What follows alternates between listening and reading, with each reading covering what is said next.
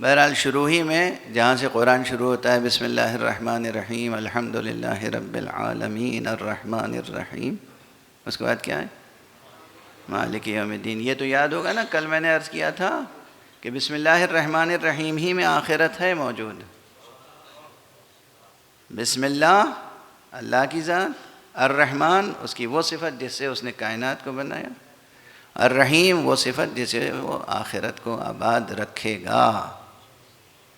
پوری آخرت اسی میں چھپی ہوئی۔ اچھا تیزی سے ایک مطلب بیان کر کے آگے بڑھ جاؤں۔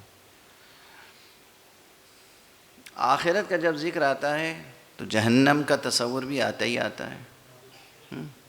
تو آپ سوچ رہے ہوں گے کہ یہ رحیم ہونے سے جہنم کی تخلیق کا کیا تعلق ہے؟ سوال جینوین ہے کہ نہیں ہے؟ دوسرے مفسرین جیسے بھی اس کو سمجھائیں، میں اپنے انداز سے یوں سمجھاتا ہوں۔ پہلے آپ تصور کیجئے کسی ایک ماں کا، ایک باپ کا، جس کے کچھ بچے ہوں۔ ماں باپ کے سینے میں محبت اور شفقت اور ابوت و امومت کے جذبات کون دینے والا ہے؟ اللہ۔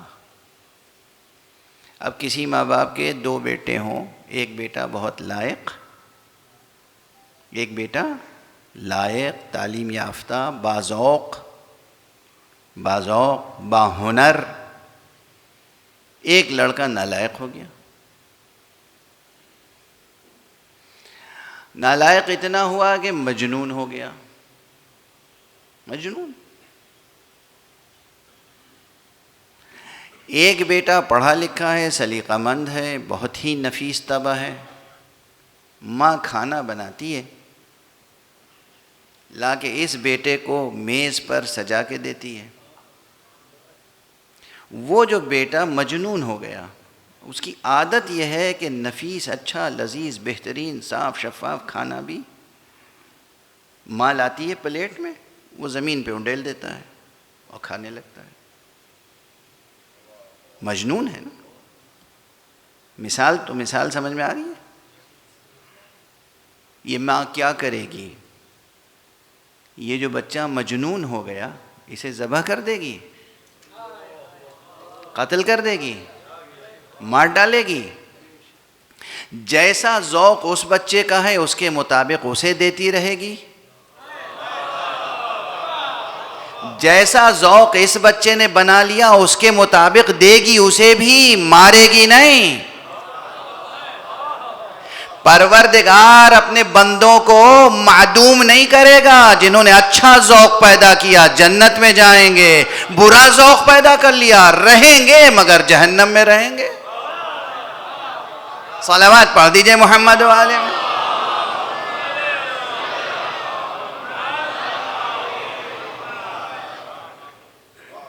گرہ کھل گئی، مشکل حل ہو گئی۔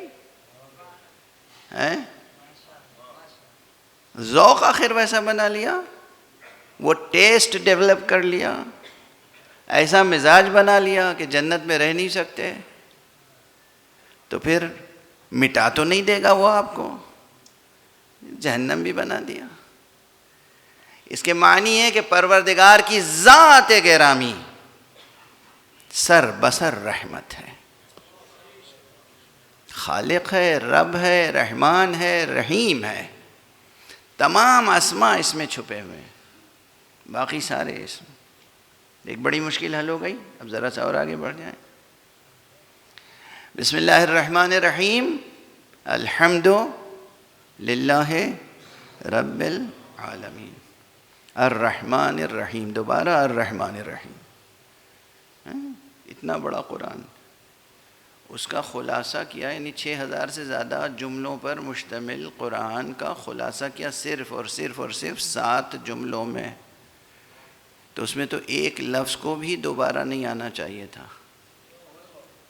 مگر رحمان الرحیم یہ 2 اسم 2 بار آ گئے، بسم اللہ الرحمن الرحیم میں بھی اور الحمدللہ رب العالمین کے بعد پھر الرحمن الرحیم مستقل آیت کی شکل۔ یہ اعلان ہے اس کی شان رحمت کا۔